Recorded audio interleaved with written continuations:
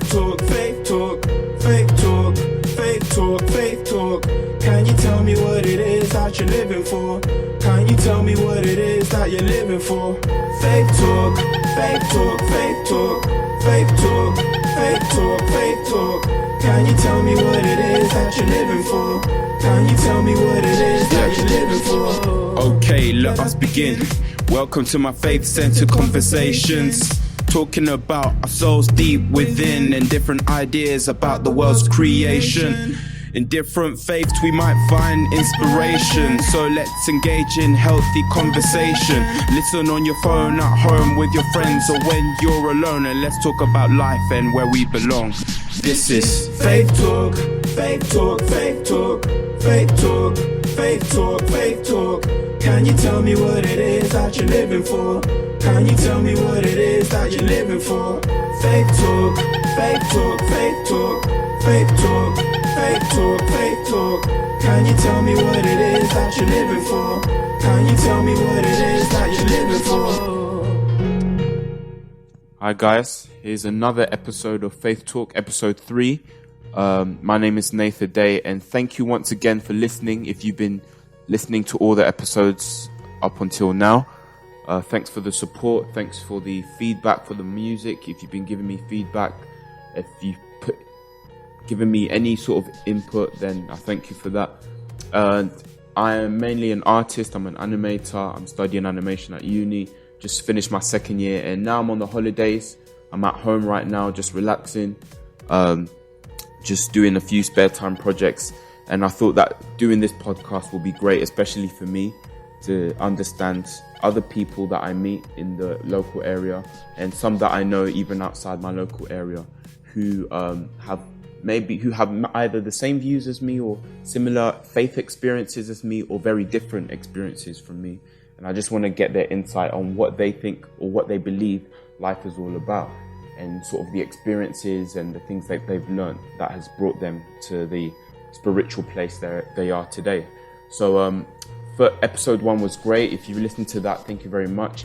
I talked to someone who used to be a Jehovah's Witness, my new friend Chris Jones. And then episode 2, I talked to someone who's in the year above me in uni, and he's more of an agnostic, but he doesn't really like to put a label on himself. In this interview, I talked to Mo Ali, who is an ex-Muslim and eventually found his way into Christianity as well. And this interview is really great. It's very interesting. He's a very genuine guy. And yeah, I hope you guys are encouraged as well. And for you to know that it doesn't really matter what background you come from, you can still find belonging within Christianity. You're still accepted for who you are.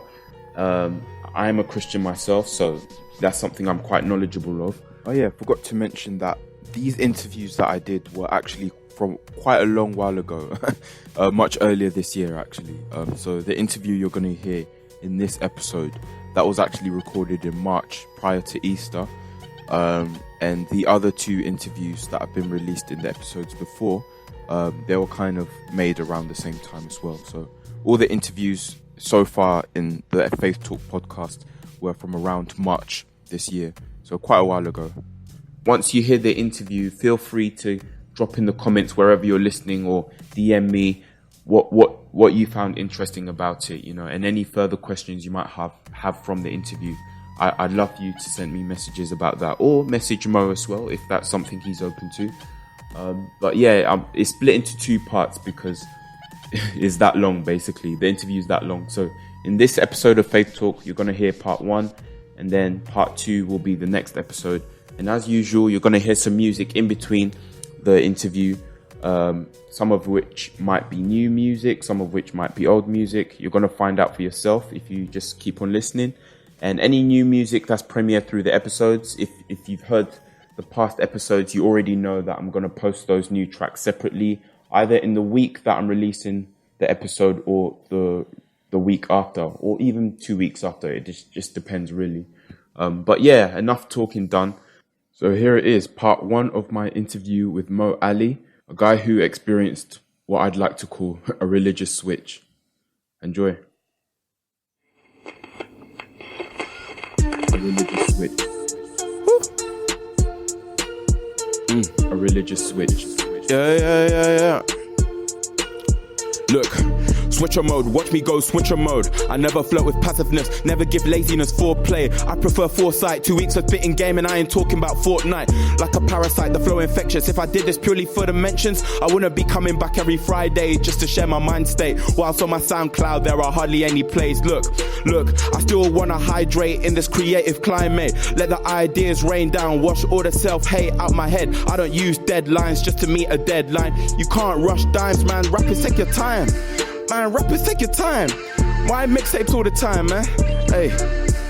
But rather what I'm used to hearing all the time is, give me the bands, give me the bands, that's all you seem to understand, throwing bands, run a man, do your dance, but got no chance, living solely for the cash, man, that don't last, Switcher mode, watch me go switcher mode. Writing all these bars whilst I'm on the go. Capturing the world like a GoPro. Novice with the game, but with the wordplay I go pro. Look, I cook slow with the lyrics, let it simmer in my spirit. All the pressure is the heat that encourages me to bring it. I'ma live it before I spit it. I never fake it. I already made it in my mind state, in my prime state. Nowadays, come with the lyricism and you're sounding like a primate. But anyway, I gotta get away and find my own way. With the waves, I'm making my own wave. No shade when I shed light on your dark ways, trying to show the way to the father of creation. Through this medium, man, I want mediation between the street youths and youths with an education, as well as the intersection and all those dealing with rejection.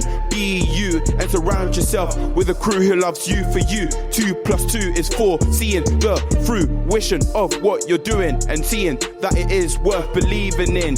They got the sauce, but you got the seasoning. True brothers see what your gift is deep within. Black brothers breed the energy you put in. You don't wanna die before your gang, you be shooting. Hitting licks in the trap is getting you trapped. You don't have to dribble and you don't have to rap. Be yourself, shedding tears and fears ain't just for girls. When you're in hell, inhale, exhale, live well. We need the light, so in the darkness we can prevail. Look, currently everyone's sprinting to what they call destiny, but the marathon continues. Word to Nipsey, shot in the backwater tragedy like John F. Kennedy. Killer's conscience depowered, they lost the battery. Tragedies, felonies, rivalry is all they're selling me. All on the telly, it's heavy how every day there's a body left lifeless. You see, tomorrow ain't promised, so I stay on it. Work hard, live smart, and try to be honest. Even if you don't like me rapping, I'ma enjoy it, because artistic passion isn't something that I toy with. Okay, so hello Mo, nice to meet you. Nice to meet you, Nat. Just briefly introduce yourself. So firstly, just say what you do and then your faith, your current faith. Right, so I was born with a different name. Okay. And I was born with a name which was Muhammad Ali. I was named after a boxer. Yeah. And then, I came to faith. So there was a transition period in my life where I started going with Mo, which was easier. And then I confessed in 2018. And then after confessing, my pastor said that, Mo doesn't make sense. Why don't you have a name Moses? So I started going with Moses, but most of the people know me with name Mo. So they know me Mo. So that is why my name is Mo Ali. I'm a PhD student at the University of Derby. I'm in my 3rd year. I'm working with Rolls-Royce right now on a project, nuclear submarines. I'm an international student, and my faith is proudly Christianity. And could you briefly describe the essence of your faith? So basically, what does it mean to be a Christian? What is the core of what you believe? So for me, the core is Jesus. So, before Christianity, one of the few things which I always struggled in my life was the purpose. What is my purpose and how I can get peace? And I came to know about this wonderful, wonderful person named Jesus. And the more I started reading about him, the more I started falling in love with this person. And it's not a fictional character, it's a real character who lived. And when I put Jesus in center, the entire puzzle is solved. That is my essence. And, God is love. So the God which I worship, my God is love. And, that is the essence, the love and caring nature and the beautiful personality of Jesus, a true person who lived. Wow. And what was it like growing up? So, how were you raised? Were you raised in a different religion and a different worldview? And sort of just take us through that, basically. Yeah, so I was born in Pakistan, and I was born in a practicing family. My family is very educated, and we grew up in an environment where we were told that we have to follow faith, which is Islam. And I started doing all the things which I was supposed to do from very early age. I started praying, I started memorizing and reading Quran, fasting. But at the same time, because of my family, we were allowed to read other things as well. For example, I grew up in my house. There were 4 Bibles as well. So I grew up as a Muslim, but then it was a practicing Muslim family. But at the same time, I was allowed to explore different things as well. But from very early age, I was programmed. I use this word, is like programmed to think in a certain way. And we were told that, this is the truth which you are following, and everything else in this world is not the truth and is corrupted. So that is why I grew up in a Muslim background. And then, but at the same time, our focus was not in the house, was not much on the religion, but the focus was more on the education. So we all were told that, you can do whatever you want to do, but within the boundaries. So we were like 10 commandments. This is the 10 commandments. You cannot go outside these boundaries, And then, but the main focus was education. And then after a certain age, when I started going to college and university, I was kind of on my own. And my father was like, now you're a mature person. It's your life. You explore what you want to explore.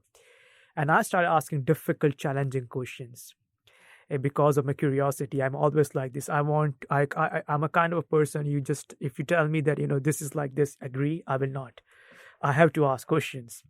And when I started asking difficult, challenging questions, I started getting replies which were illogical, which was not making sense. And I started getting frustrated. But all this thing was happening frustrated. I was like, I'm following something and I need purpose, but it doesn't make sense. So for that reasons, I started living as agnostic cum atheist. So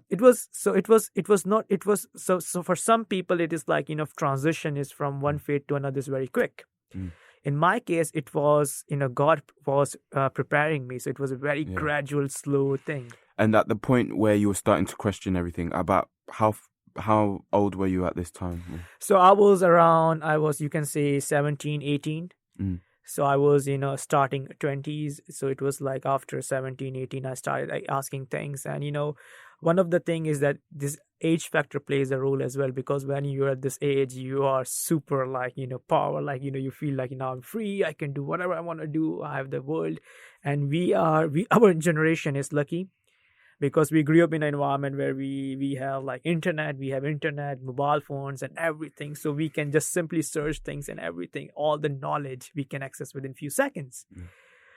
So I started living as agnostic cum atheist. But the thing which I want to highlight is that, God is, the more you deny him, the more he shows you his love. Interesting.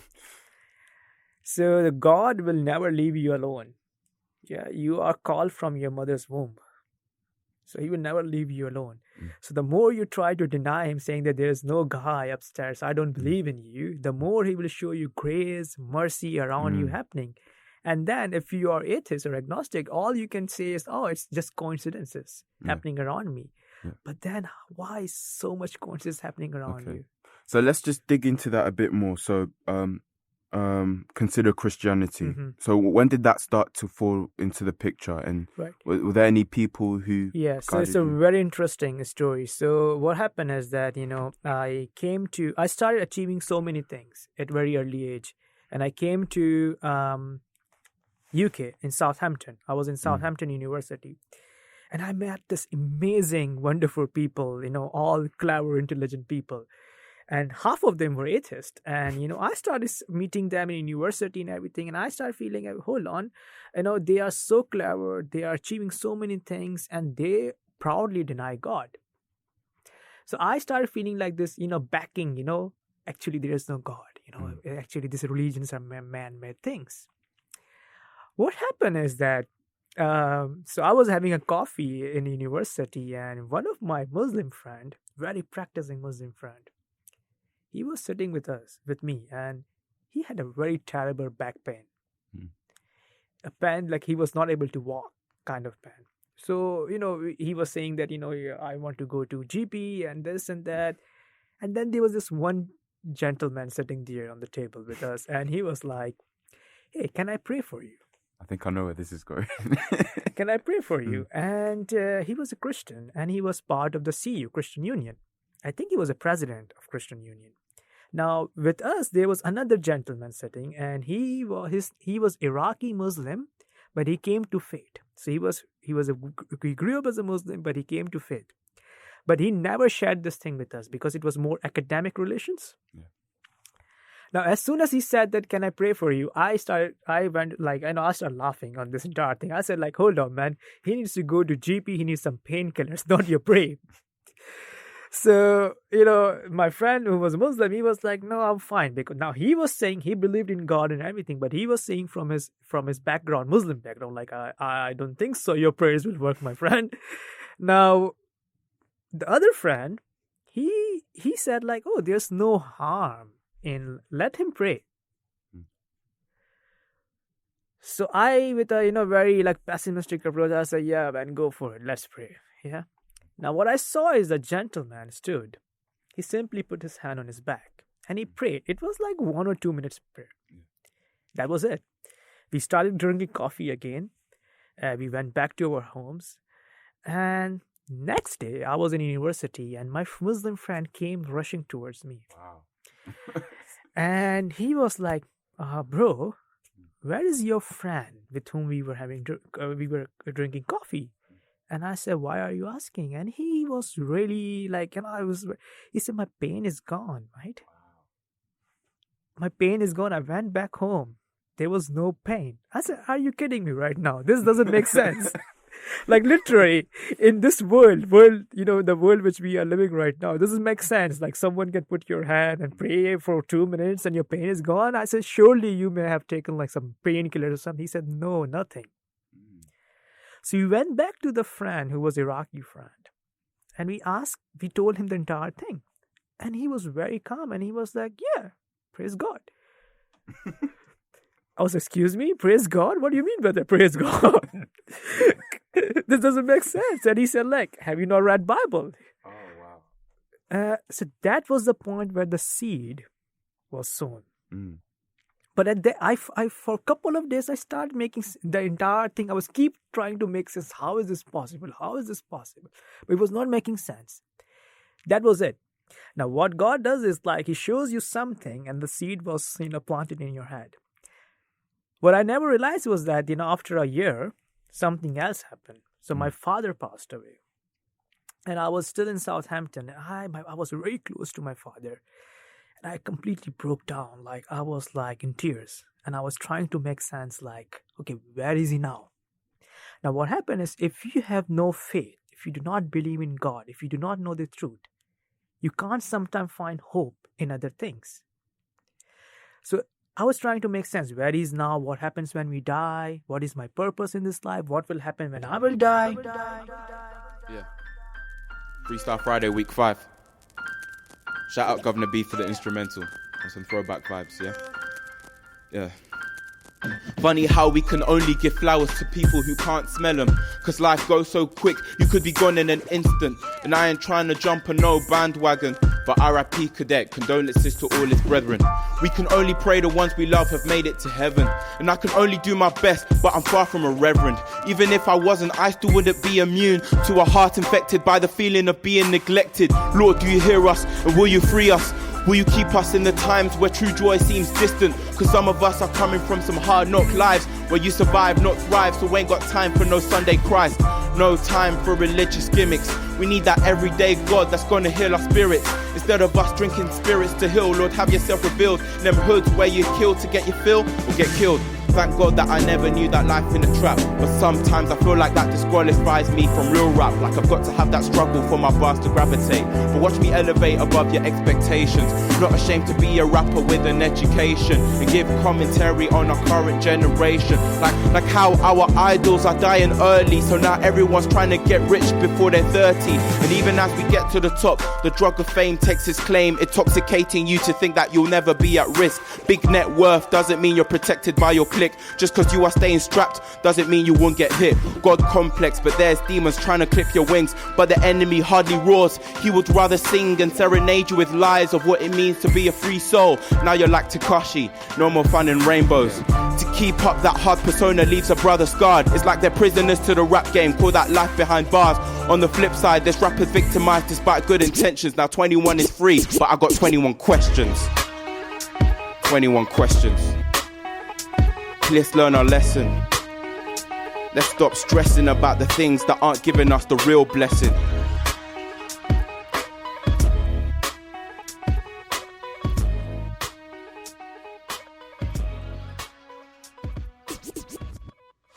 So I was in my tears, and what happened is I came on my knees, and I prayed. I prayed like a child, and I prayed like, God, I don't know which name I should call you with. There's so many names. Everyone says that, this like this. I don't know how should I pray. But I'm calling you right now. If you really exist, show me that you are there. It was a simple prayer. Now, it's a true story. Now, they show in movies like, windows are opening and, the wind is blowing and the lights are shining and this and that. No, it was not like that. But what I felt was something which I'd never felt before. I felt like a mother hugging me. It was something spiritual happened. Next day, everything was same, but on another level, everything was different. I felt like I'm a different person. I was no longer in despair. So I knew there's something which happened last night. I felt something which I've never felt before. So I knew clearly that, okay, there is some God. Yeah. But I was not sure which path I need to take. There's so many paths. There's so many religions. Yeah. Everyone claims that, I'm giving you the truth. Yeah. I'm telling you the right way. I was not sure what is the right way. Yeah. And I started reading about all the religions. I started reading about my own religion, the religion which I grew up. Like I started reading about Quran. I started reading about different religions, the religions which you don't even know exist in this world. And then what other religion do you want to just briefly describe those? So for example, we grew up in a countries where we just hear like things like, there is a Judaism, Christianity, or Islam. Now these three are known as Abrahamic religions.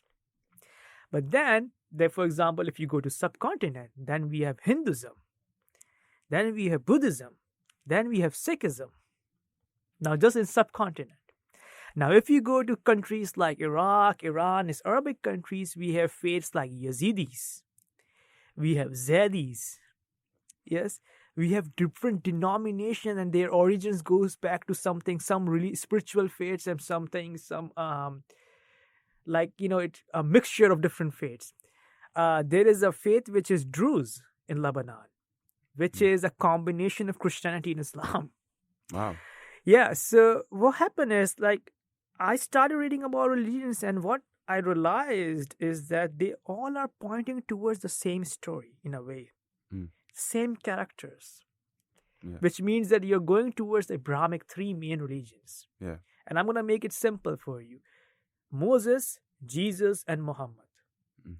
Three big prophets. Moses, Judaism, Jesus, Christianity, Muhammad, Islam. Now, and they all have their own books. Old Testament, New Testament, and Quran. Now, and they all have similar characters in a way.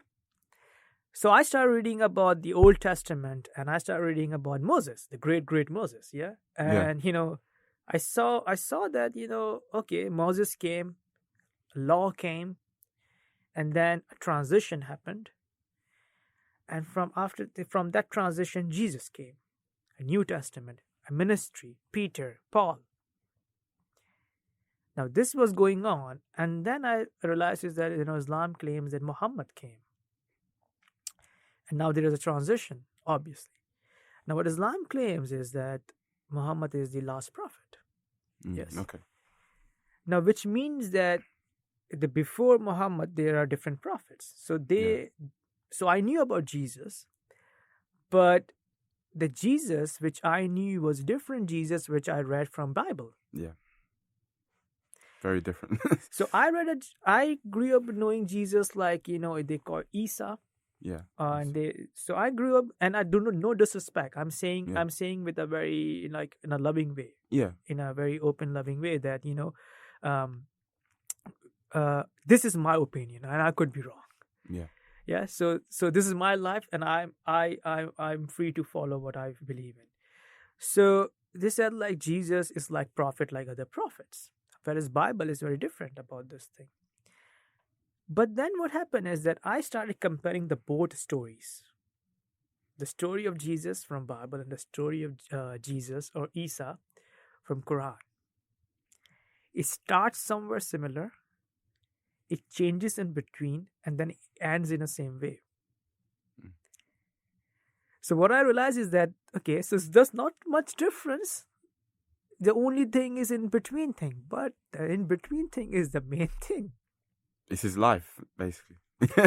So, for example, if for instance, if I even believe that, okay, so if we start from Jesus coming to this world from Virgin Mary, okay, we agreed.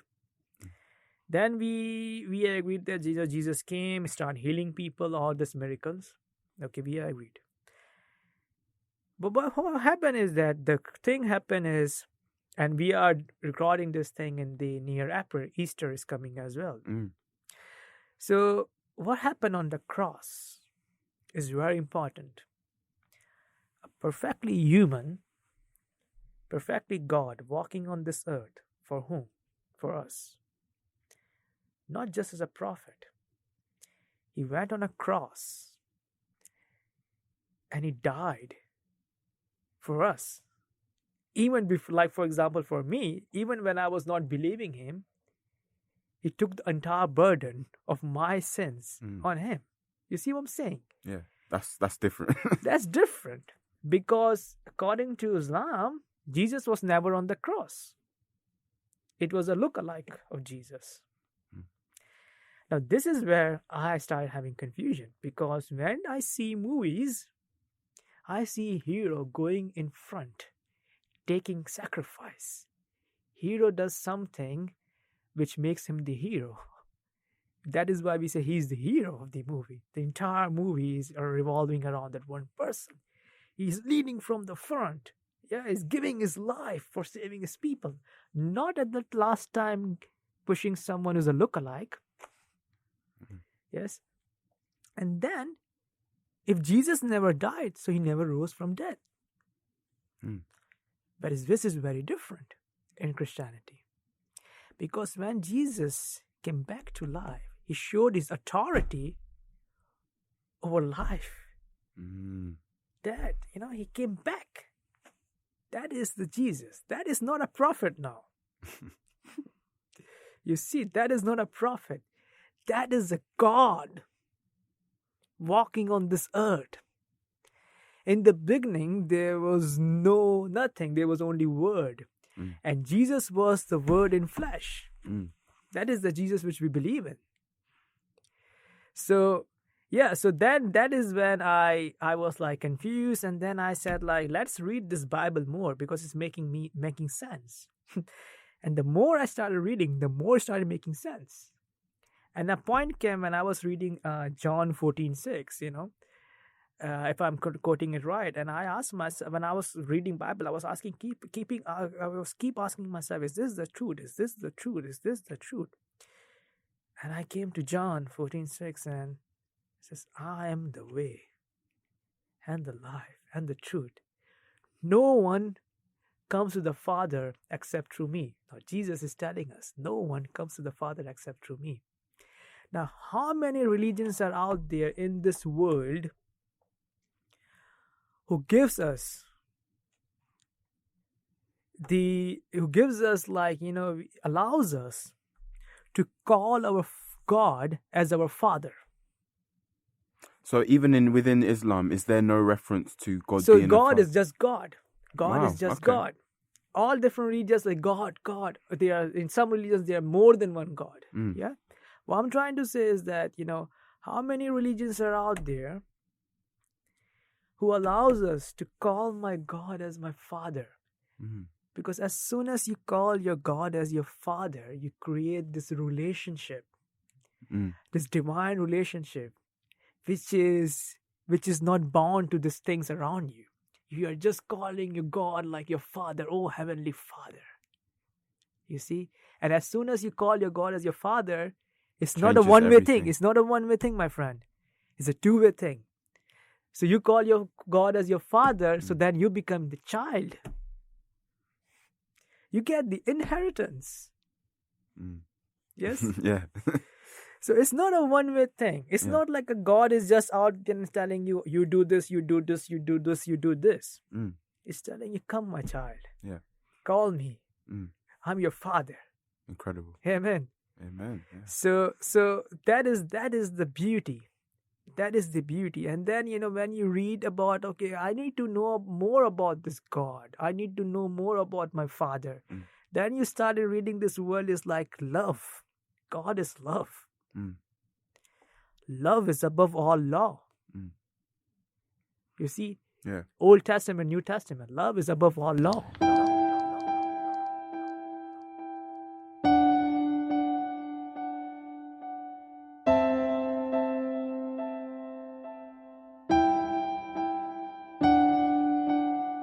So here I am, just trying to be godly. I say that I'm a Christian, but is it the real me? See, I question myself like this time and time again, because when you feel 10 out of 10, that's when Satan's round the bend. Welcome to the mind of a young soul today. Nothing's black and white anymore, there's only shades of grey. They say believe what you want to believe. Don't recommend God, by the way. They say in physical evidence we trust. Then that's your mistake. You're speaking of evidence, but the ambitions you're chasing are fake. Now we're swayed by trends, so-called friends and the media. But the world doesn't satisfy, beware of what they're feeding you. Like the prodigal son, I guess we're all young lost sheep, swayed by people we don't really know and don't need. We're all disillusioned by this modern idea of freedom. More like free doom, because we can consume what we want, when we want, how we want. So God ends up off the menu. At least for now, that's what we say. We'll put him back when there's extra room on our plate. But Lord, you said we should sacrifice the desires of our flesh every day, because you're the real meat. But I disobey anyway. Now technology makes it easier to mask my sin, with addictions of all kinds, but I won't let others in. I forget I have a Father who sees everything, but he hates it when afterwards I'm always self-condemning. That's why he paid that precious price.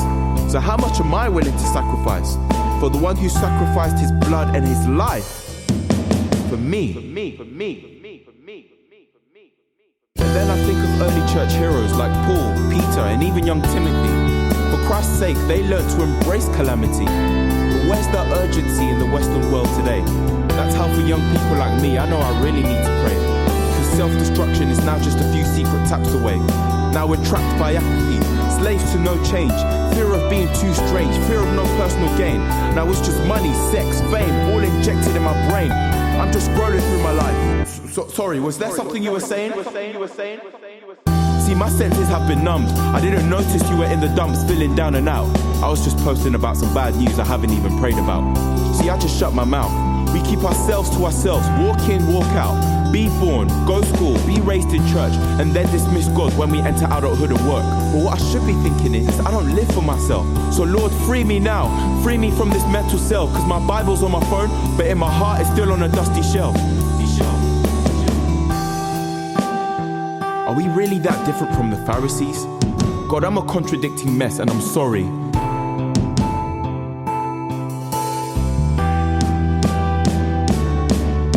I want real spirituality, not this duality. I want to know you as a real friend, not like a virtual reality.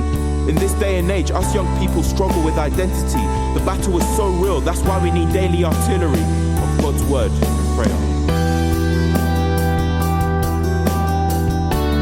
It's deep water out here, and I'm just trying to stay afloat. But with this very heavy heart, I know I'm bound to sink my boat. That's why I need Jesus in it, to always land me at that shore of grace. Because I can't do this alone, no, that's my first mistake. I guess we're all like the prodigal son on many occasions, acting like we're fine until there's no more persuasion. And then we run back to a father who was always there, who planted a seed in us which will germinate and spread. I heard once that every saint has a past and every sinner has a future. Well, it's God's grace that convinces me that my righteous days are not over. So here I am, still learning to be godly. I'm a young, confused Christian, but that's not the end of my story. God's glory. God's glory. God's glory. God's glory. Yeah. Sorry, just to, because Yeah. I don't want to, we could sit here and talk for ages. I know, man. Yeah. So you really found this out for yourself. You found out that Christianity is a true relationship with God. Firstly, when did you realize that you were ready to give your life to Jesus? And once you did that cause any sort of conflict with friends or family, or how did you deal with that? So absolutely. So when in 2000 I went with the method of deduction and I started figuring out what is not the truth out there. And then I came to know about the truth. But then I was kind of like, you know what? My plan was like, oh, I know the truth now. And I'm gonna enjoy it by myself in isolation alone. I don't want to tell anyone about it. I will just read my Bible. I will just worship God. I don't want to tell anyone about it. But then in 2017, God sees your heart. So I confessed from my heart and with my tongue. And I knew what the truth is now. So now imagine myself a person who knows what the truth is. He believes Jesus is my Lord and Savior. But then, I'm a human as well. And, I started asking my question, am I ready for taking this big step? Because I knew what were the consequences. Because, as soon as I will tell the world about it, I will lose my friends, I will lose my family. I will get so much backlash and challenges. So my plan was that I will keep following faith in isolation. No one needs to know about it. Yeah. And then when the time will come, when I will be strong, I will tell the world. But you see, we plan something, God plans something as well. Yeah. So it was in 2018 when I started having problems and I started getting like, what is happening around me? And, I always use this term in a funny way. It says before, like whenever I used to call Father God, he always used to pick up my calls very quickly. A point came in my life where he was like hanging up on me. And I was like, oh God, what is happening? Why are you not picking up my calls? Yeah, what's happening? Why are you not picking up my calls? And I was confused. So I was having conversation with one of my brother in Christ. And I shared my entire thing. I said, there's something is happening. I can't tell right now what is happening. And he told me something. He said like, why are you thinking that you have done something wrong? Maybe you have not done something which you're supposed to do.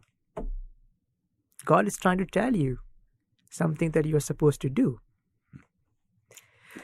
So I said yes. And I knew immediately when he said this thing, I knew what he meant. So I went back to my home and I started meditating on word for days. And then it's like, God told me like, oh, you're enjoying this glory and grace by yourself and you fear sharing this with the world. You don't believe in me. Like, it's like when I tell you that I'm with you, then why you fear the God? If God is for us, who can be against us? So I confessed. So I confessed several times in my isolation, but then I confessed in front of the people. And as soon as I confessed, immediately things started happening around me. I started losing my friends. I started having troubles with my family still up till now. My ex-students back home, they started unfriending me every single day. I used to wake up and I saw like 3 or 4 people unfriended me on Facebook. People started blocking me on Instagram because I was sharing Bible verses. And what about your family? I imagine with your friends, it hurt on one level, but when it comes to family, it can be quite hard, much harder. Immediately, you know, when I told my family, my sister, she was like thinking I'm joking. She was thinking like I'm joking. Is this a joke or something? And I said, no, it is not a joke. I mean, it is a fact, and I'm a mature person. But as soon as I said this, I got really, like, you know, I started getting messages after messages after messages, calls and this and that, and still up till now. But what happened is my sister is a PhD. So I said, like, look, how about this? We talk this like academics, like scholars. You share something, I share something. Yes? So you tell me that this is what I'm following is not right, and I will tell you why I'm following it. People who were my relatives, who are relatives in Nottingham, they got suspicious as well, and they were like, very politely, in a few months back, they were like, you know, it's better for you not to come to our place, in a way. And then, so what happened is, very quickly, I came into this phase where I'm a very social person, a big social circle. And all of a sudden, I came to a phase where I'm all by myself. Now, things which hurt me or which were unexpected were not just the people who are from different faith, people who I thought were from my faith, like Christianity as well. I started getting this questions after questions after questions, and, you know, people were unsure. Some of them were like, yo, why everyone in this age is going away from religions. They are going away from God, and you are going back. You are a science student. You're a PhD student. You should be thinking with logic, mate. Like, come on. Everyone is going away from God. You're trying to go back to God? That doesn't make sense. And even if you wanted to go back to God, then, you know, what was like, you were Muslim, so why don't Muslim? Why come to Christianity? Hey, thanks for listening. So yeah, that was part 1 of my interview with Mo Ali. Yeah, pretty interesting. Again, if you have any questions about it regarding, you know, the certain examples of the Bible he was giving, or if there were even any inaccuracies in what either Mo said or what I said about the Bible, you can just inform me. I'm not perfect. I admit that there are some things that I might get wrong. There are some things that the people I interview might get wrong in terms of referencing the Bible and things like that. So, you know, if again, constructive feedback, I'm very much open for it, because podcasting in general is very new to me, and so I could do with some sort of feedback, maybe positive feedback as well, like what you're liking about the content, where you think it's going, what you think could make it better. You know, that I'm open for that as well, so you can either message me, or on YouTube or SoundCloud you can drop it in a comment as well. Yeah, the last track that was played in this episode was a spoken word poem that I wrote and performed in my previous church about 2 years ago, and it's called Just Trying to Be Godly. And yeah, that new version that you heard in this episode, the music was produced by a guy called Steve Hubbard. I know him from uni as well. I think he's just graduated. So yeah, he's a great musician, you know, and he's getting married. Shout out to him. And as of the time I'm recording this, it's the time before the wedding. So Steve, if you're hearing this, I hope you have a great wedding. I wish you all the best in your marriage. And yeah, he produced the music that you heard in the last track of this episode. The first 2 tracks that you heard were Freestyle Friday tracks. Excuse the sound quality. They were made earlier this year, and to be honest, this year is kind of the first year I've tried doing music by myself, to be honest. Like, I've tried to really produce music and put my own vocals on top. That's kind of the first time I've done that independently. So excuse the sound quality of the Freestyle Friday tracks, you know, but I think I'd like to be transparent about my journey as a creative. You know, if you hear dodgy sound quality, then that's what you hear. Like, that's just part of my journey. Hopefully you can just ignore that and focus on the potential behind the lyrics that I have and the message that I have in my music. So it is what it is. At this point, I'm still learning how to make quality content, and if there's insufficiencies or inconsistencies in the sound quality, I do apologize, but that's just part of my journey, and I want you to be a part of that journey. If you have feedback, if you have advice, I'd be welcome to receive that and consider it. You know, it's all part of a journey, and I don't want to give the illusion that, you know, I know exactly what I'm doing, because I really don't.